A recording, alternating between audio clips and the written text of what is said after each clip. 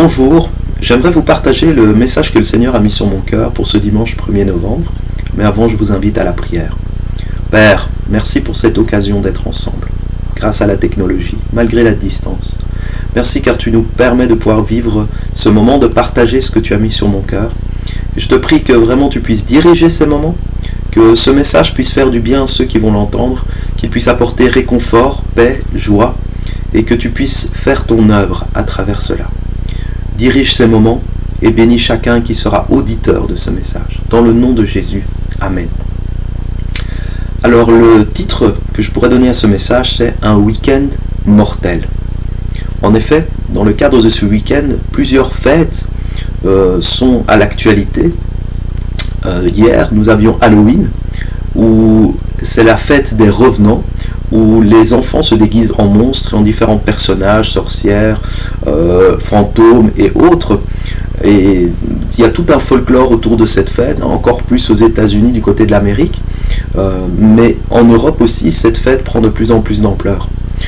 Aujourd'hui, 1er novembre, c'est la Toussaint, fête où comme on se rappelle des saints, on célèbre les saints, mais aussi où on se souvient de nos morts, où on va prendre le temps d'aller au cimetière pour se rappeler qui ils étaient, pour prendre le temps du souvenir.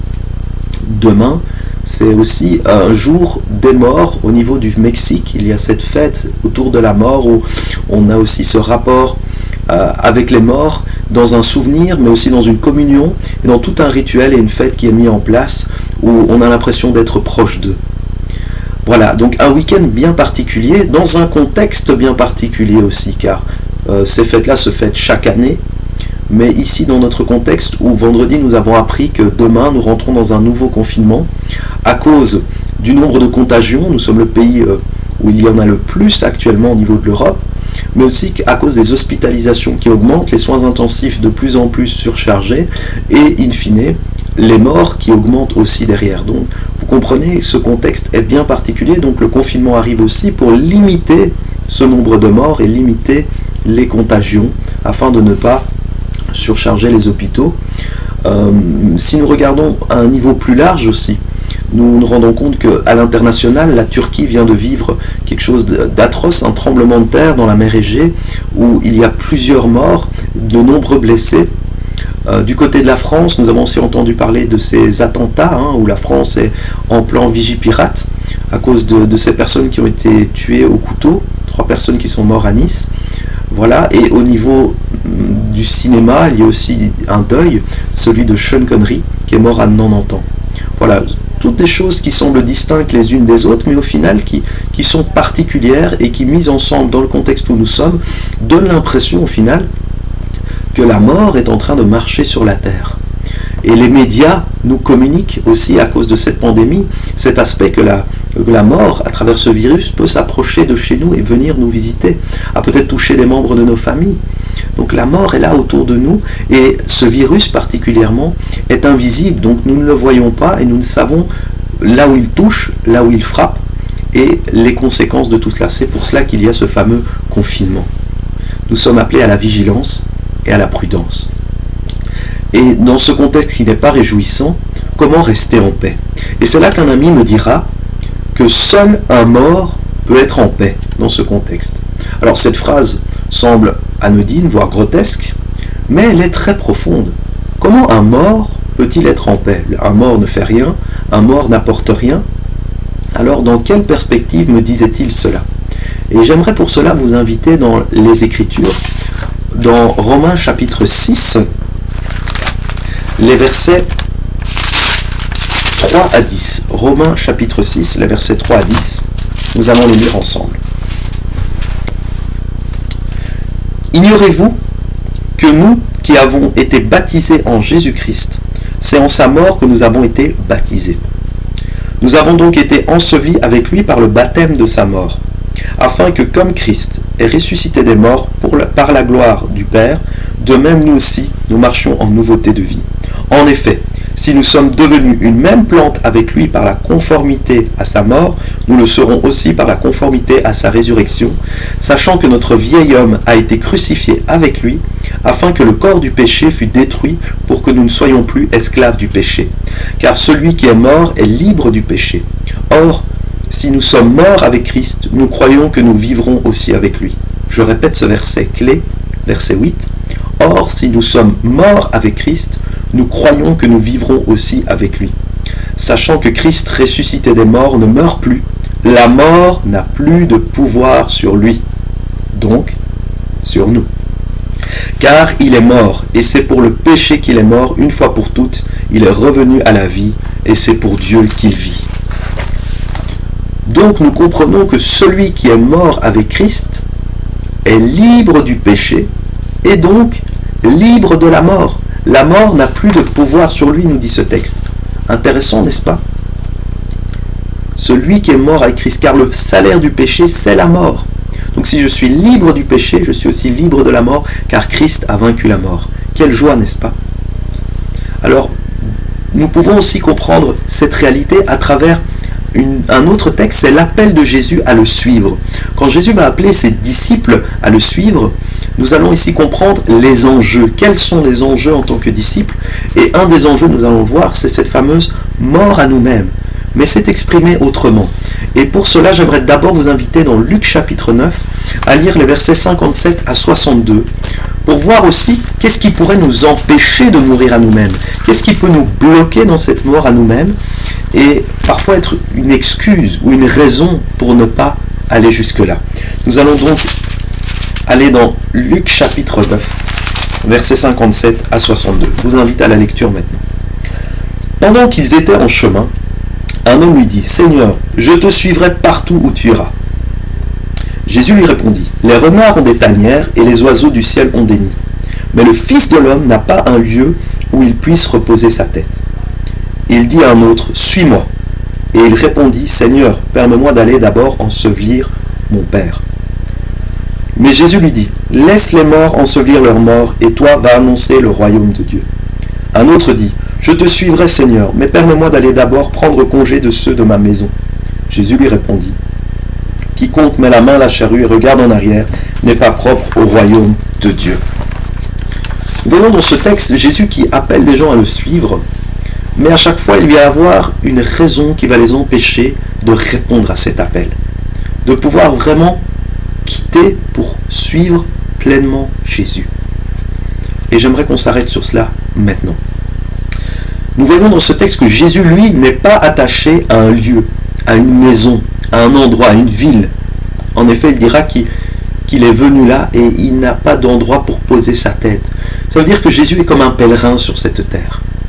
Et aucun endroit ne peut le contenir, ne peut l'attacher. Deuxième aspect, Jésus n'est pas attaché aux traditions. En effet, il est légitime et juste d'aller pouvoir enterrer ses morts, de pouvoir faire un dernier adieu, un dernier hommage à quelqu'un qui vient de partir. Mais cela ne doit pas être supérieur à Jésus lui-même et au fait de suivre Jésus. Les traditions ne doivent pas prendre la place de Jésus. Un dernier aspect, c'est de ne pas être attaché à la famille terrestre. Jésus n'est pas attaché aux gens d'une manière à dépasser sa mission. En effet, s'il aime les gens, il aime sûrement sa mère et ses frères. Nous le voyons à plusieurs reprises. Faire la volonté du Père reste une priorité, qui fait que même à des moments, il va devoir reprendre même sa propre famille pour pouvoir accomplir pleinement ce que le Père avait prévu pour lui. En effet, pour Jésus, la priorité, c'est quoi? Le royaume de Dieu, annoncer le royaume de Dieu. Et nous, si Jésus, aujourd'hui, nous demande de tout quitter, de tout abandonner, à quoi serions-nous encore attachés? Je nous pose la question et cela mérite le temps de s'arrêter. N'hésitez pas à faire pause à la vidéo et vous posez cette question. À quoi je serais encore attaché si Jésus me demande aujourd'hui n'importe quoi, même une petite chose, mais qui va à l'encontre de ce que moi j'avais prévu? Qu'est-ce qui me retient encore?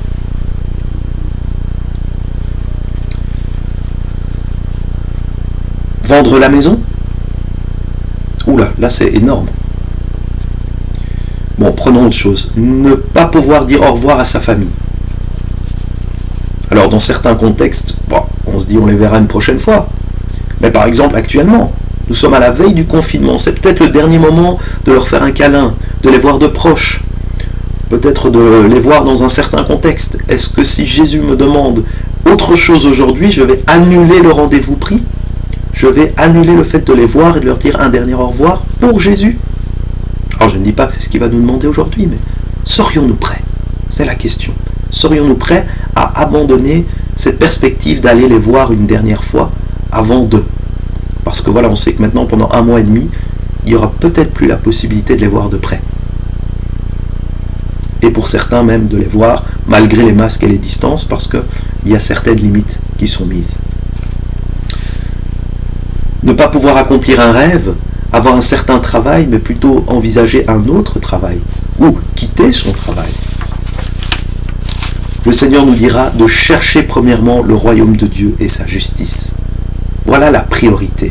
Alors c'est facile de l'apprendre par cœur, de le ressortir dans certains contextes, de le prêcher comme moi en ce moment, mais qu'en est-il de le vivre quand cela coûte quelque chose? En suis-je toujours capable? En suis-je capable? Alors si les disciples avaient dû tout quitter pour le Seigneur dès le départ, lors du premier appel, vous souvenez-vous, ils ont dû quitter la pêche avec leur père, d'autres ont dû quitter d'autres choses, leur famille proche. Dieu ne nous demande pas à tout le monde de tout quitter. Imaginez-vous, ce serait le désordre sur la terre si tout le monde devrait tout arrêter. Comme on le vit en ce moment. Là, beaucoup doivent arrêter leur travail pour un confinement, pour la santé, pour la sécurité des gens. Mais là, c'est pour suivre Jésus. Tout quitter, tout arrêter, mettre la clé sous la porte. Mais il y a un autre appel. Parce que celui-là, il est donné à certains. Certains vont tout quitter pour devenir missionnaires. Mais ce n'est pas donné à tout le monde. Mais il y a un appel qui s'adresse à la foule et aux disciples. Et là, c'est dans le chapitre que nous avons déjà lu, Luc chapitre 9, mais au verset 23. Donc je vous invite à reculer un petit peu en arrière et aller au chapitre 9, verset 23, où là, Jésus s'adresse à tous. Et il dit, « Si quelqu'un veut me suivre, si quelqu'un veut venir après moi, qu'il renonce à lui-même, qu'il se charge chaque jour de sa croix et qu'il me suive. » Et il continuera. Et là, ça rejoint tout ce qu'on a dit juste avant, où il dira, car celui qui voudra sauver sa vie, la perdra. Mais celui qui la perdra à cause de moi, la sauvera. Et dans le cadre de notre week-end mortel, vous comprenez encore mieux ce verset 24. Si je veux garder ma vie, je m'attache à ma vie, je risque de la perdre. La mort peut passer. Mais si je donne ma vie à Jésus, si je suis prêt à mourir à moi-même, je reçois la vie en retour. Donc je n'ai plus peur de la mort. Le verset 24 nous encourage et nous aide à comprendre cette phrase, que seul un mort peut être en paix dans le contexte que nous vivons. Alors, mais nous allons revenir au verset 23 qui est la clé de compréhension et de l'attitude que je dois avoir si quelqu'un veut me suivre. Ce texte nous pose plusieurs questions, car Jésus nous donne ici la solution pour nous détacher au final de tout. Sans tout quitter, nous pouvons arriver à nous détacher de tout. Comment ? Si nous voulons le suivre, il faut d'abord renoncer à nous-mêmes, prendre notre croix chaque jour et le suivre. 3 questions qui viennent là, 3 interpellations sur lesquelles nous allons nous arrêter. Est-ce que je veux réellement le suivre plus que tout au monde? Ça, c'est la première question que pose ce texte. Avant de vouloir nous détacher, de vouloir oublier le reste, est-ce que déjà je veux Jésus avant tout? Est-ce que Jésus est mon premier choix avant toute chose? Parce que si je ne veux pas le suivre plus que toute autre chose, s'il n'est pas une priorité, le reste ne suivra pas. Je n'arriverai jamais à renoncer à moi-même. Je n'arriverai jamais à porter ma croix. Je n'arriverai jamais à le suivre parce qu'il y aura tant d'autres tentations devant moi, tant d'autres choix à faire. Est-ce que Jésus est mon premier choix? Voilà la première question. La deuxième, est-ce que je suis prêt au final à renoncer à moi-même, c'est-à-dire à dire non aux autres choses, à ce qui a de la valeur pour moi, à ce qui est important pour moi, à mes propres assurances, à ce que moi j'ai mis en place dans ma vie qui semblait être des sécurités pour suivre sa sécurité, ce que lui me propose, la vie que lui me propose. La croix ensuite. Porter sa croix. Qu'est-ce que cela veut dire? Alors, ça a été mis sous plein de formes, et souvent porter sa croix, ça donne l'idée qu'on doit tout sacrifier pour Jésus, être prêt à se faire souffrir, et ça vient un peu dans un arrière-plan catholique de ces souffrances, de porter toute la misère du monde, d'être prêt à tous les sacrifices pour Dieu. Et là, on se trompe parfois, parce qu'on est parfois prêt à faire 1001 choses avant même de savoir ce que Dieu veut. Alors que c'est tout l'inverse. L'objectif n'est pas de faire plein de choses pour Dieu, mais de savoir ce que Dieu veut pour nous. Et d'y entrer. En effet, la croix représente la soumission à Dieu. Je m'explique. À l'époque, Dans l'Empire romain, l'Empire imposait une manière de fonctionner et tout le monde n'était pas en accord avec cette manière de fonctionner. Il y avait donc des rebelles au système. Et que faisait-on des rebelles au système? C'était des ennemis publics de l'Empire. Lorsqu'on arrivait à les attraper, leur condamnation était la croix, parce qu'ils troublaient l'ordre public. Et donc on les crucifiait, et pour montrer à tous qu'ils étaient enfin soumis, ils devaient porter leur croix devant tout le monde. Ça montrait que d'une part ils étaient à nouveau soumis, voilà, ils faisaient ce qu'on leur demande. Ça montrait le sort de ceux qui étaient rebelles à l'Empire. Mais donc en portant cette croix, ils montraient à tous leur soumission enfin à l'Empire. Ils étaient à nouveau soumis, ils n'étaient plus des rebelles, mais ils étaient destinés à mourir. Donc nous comprenons ici que quand le Seigneur Jésus, dans la bouche de Jésus, il le dit dans ce contexte-là, ça veut dire que vous qui étiez rebelles, vous qui étiez pécheurs, vous qui refusiez de faire la volonté de Dieu, lorsque vous décidez de me suivre, vous décidez en fait de porter votre croix, c'est-à-dire de montrer à tous que vous êtes soumis à nouveau à la volonté du Père. Alors la question qui nous est posée, c'est est-ce que je suis prêt à montrer à tous que je suis enfin soumis à Dieu, à le dire, à le démontrer, et à ce que ma vie le manifeste, que les gens voient cela en moi, parce que c'est ce que Jésus a démontré, une soumission parfaite au Père jusqu'à la mort. Afin qu'à travers tout cela, je puisse démontrer que je suis Jésus dans tout ce qu'il a prévu pour moi, et que ce qui prime, ce n'est pas ma volonté, mais la sienne, à l'exemple de Jésus lui-même. Jésus cherche donc des gens qui sont prêts à mourir à eux-mêmes, à renoncer à eux-mêmes pour le suivre. Sachant aussi que seuls des morts peuvent rencontrer Dieu. Je m'explique. Un être humain ne peut pas tenir dans la présence de Dieu, car il est pécheur. Le péché le salit. Il ne peut pas rester vivant. Dans la présence de Dieu, il risque de mourir. Mais donc, quelqu'un qui est mort à lui-même peut maintenant se tenir devant Dieu. C'est ça aussi, être en Christ. C'est que nous sommes morts et donc nous pouvons nous tenir devant le Père. Nous pouvons venir au trône de la grâce, librement, en tant que morts, mais donc en tant que vivants en Christ.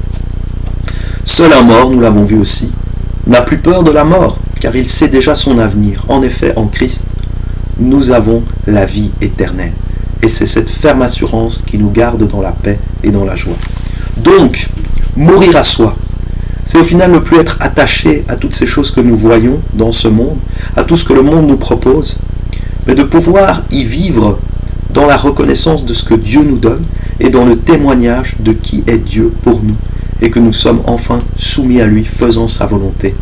Et cela nous donne une assurance et une paix profonde, car sachant que notre vie est entre ses propres mains. Alors aujourd'hui, c'est le temps du bilan. Suis-je réellement mort à moi-même? Voilà ce que le message nous interpelle. Dans le cadre de ce week-end mortel, suis-je mort moi-même déjà à l'avance? Comme ça, je n'ai plus peur de cette mort qui semble voyager autour de moi.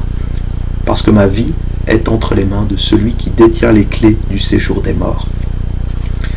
Et c'est pour ça qu'il dira à tous, si quelqu'un veut me suivre, qu'il renonce à lui-même, qu'il porte sa croix chaque jour et qu'il me suive. Es-tu prêt à le suivre totalement? Es-tu prêt à ce qu'il soit la priorité dans ta vie? Est-ce ton premier choix?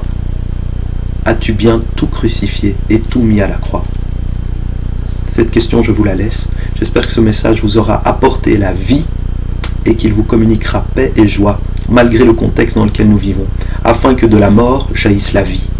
Parce que nous faisons aussi partie de cette promesse qu'il dira qu'un jour, nous ressusciterons avec lui et nous serons pleinement dans sa présence. Viens Seigneur, viens. Nous t'attendons. Soyez richement bénis et un bon confinement.